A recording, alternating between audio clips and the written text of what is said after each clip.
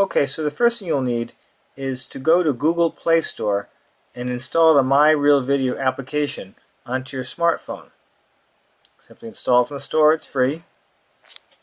And once you're ready and have it installed on your phone, then you can start testing out to make sure the application works correctly.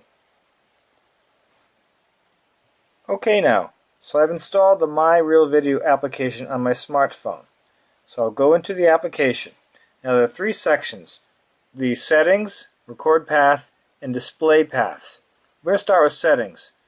The most important thing you need to know about this application is obviously the higher the resolution of the video and the longer the course, the more memory you're going to use up. Therefore, you need to know how much memory you have on your phone, and you also need to know how long you can record at a given video quality. If you're going to make a long video, you may want to go to a lower resolution of video quality so your length of your video can be extended. You can go into these applications and set them at different resolutions. I haven't had good luck at 1920. The video doesn't come out well with this phone, so I'm using 1280 by 720. And I have a 32 gig memory card with about 20 gigabytes of data available. I'll usually record a video 35 to 55 minutes long. That takes up about 4 or 5 gigabytes of data. So it's reasonable, and you can download it within a fairly short amount of time, an hour or so, if you have a good connection. To go to record a path, you would see here how it works. Now the application is pretty easy. To start the path, you simply push the little red circle, and then it will start to record. The new version I have here will not record for 40 seconds. This is helpful because it allows you time to get up to speed before you start recording. We'll talk more about that later on, but what you need to know is you need to keep a track of speed, altimetry, and distance.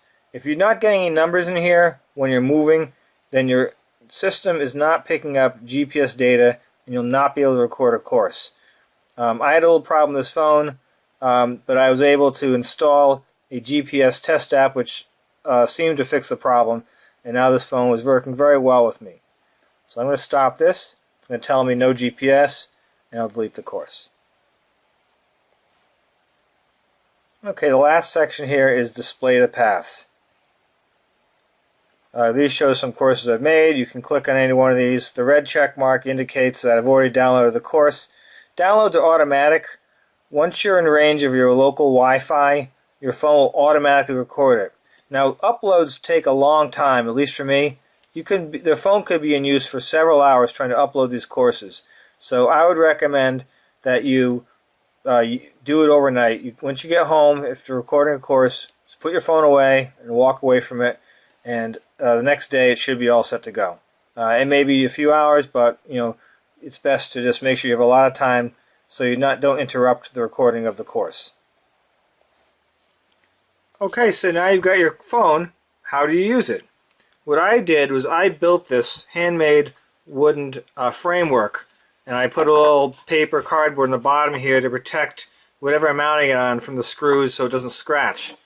I simply use this, and I'll put the phone on it. Make sure you always have the camera on the left hand side. I believe that's the way it's supposed to be set up. So you'd have the phone on here like this. You can mount it on something. I've got some holes here I drilled so I can mount it on my bicycle. And once I do, though, I'll show you 1 second. I will show you how I stabilize the phone. Okay, so I've mounted the phone on my cradle. You see, in hindsight, I probably would want to make this cradle a little larger. It's a little small, but it does work. I like to use a rubber band along here to protect the screen from the framework. You see a spot where you can push the button. If you look at something around, you see the camera is not obstructed, and it looks pretty steady right here now. Now the key issue I've always found, you've got to keep this very steady on whatever vehicle you're using to travel. I personally like to use a car. I've tried it with a bicycle. Too many bumps. It jostles around a lot. It's not steady. The video quality is not very good. I find it's much better when you record it on a car. Right here I have an example of a course I recorded a few months ago in my car.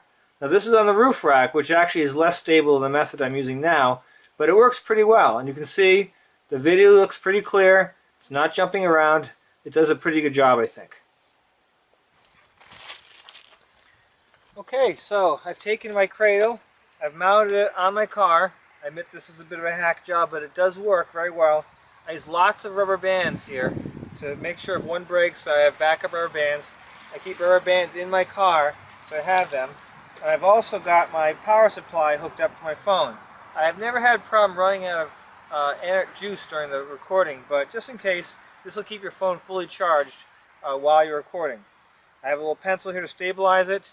If you have this, again, different shapes of rear mirrors, the side rear mirrors will fit differently. My wife's car works a little better. It's more flat, easier, but you can still use a pencil or something just to stabilize it.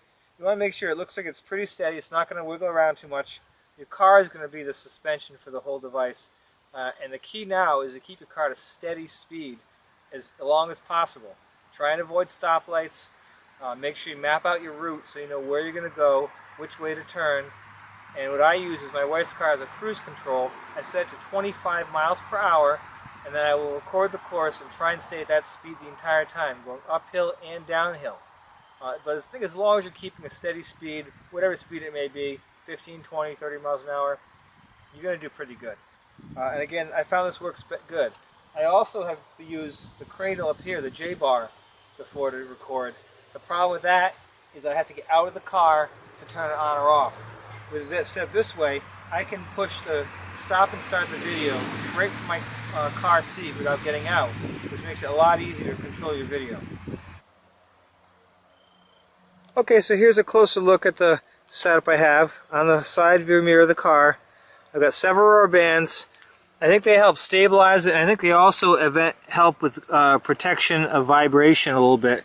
I have them mounted here. I just want the phone not to move too much. I've got the video here. I can push it, stop it. I can start it right there, and it works pretty well. The key again is steady as you can get it. So if this doesn't work, find another place. Some people have seen use the dash of the car. You want to make sure your car window is very clean if you do that.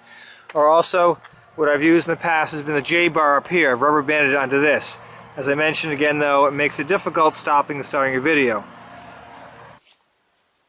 Okay, so let's say you've ridden a course. As I said, make sure you plan your course out well, try and avoid stop signs, stay at a steady pace, and make sure you have enough memory on your phone to record the course. So you've dropped your phone off, it's uploaded the data. Now you're going to go to the Real application, which is version 7 of the Elite software. If you don't have that, you'd have to go online and get that. It's a free download as long as you have the trainer again. The Elite trainer, either a Real Power, Real Axiom, or Real Tour, I think they can use as well. So I'm going to go into MyRealVideo, MyRealVideos. It's going to give me a list of courses that people have downloaded, just like me. And I'm just going to go look for a couple of my courses. So I scroll through this a little bit. You'll see, I think, the next screen. Yeah, Barron, Newport Bridge. This is a course I made. It's about 5 gigabytes. I start off in Coventry, and then North Kingstown, and end up in Newport. I did a whole Ocean Drive. It's nice. You would simply go click on that, or click another one here. Here's one right here. I've clicked on it once to highlight it. I can look at the map if I'd like to. See where it goes. Looks like a nice course. I can check out the profile the person made. Look at a big climb at the end. And then what I would simply do is I click on the download video button. And now keep in mind here, I had a little trouble earlier, but I've gotten this solved. If you may have a not secure connection, or if your computer is low on memory, sometimes you can find while the file's downloading, it will pause, and it might even stop before you're able to record the whole video, which can get frustrating. You can contact Elite, and if you're not able to solve it, and they can help you with that, there are settings you can change on the download that will allow the program to try more times or wait for longer stoppage of data transfer before it quits. Okay, now once you've downloaded that video, you can now try it out online. You can also race it against other people if you want to.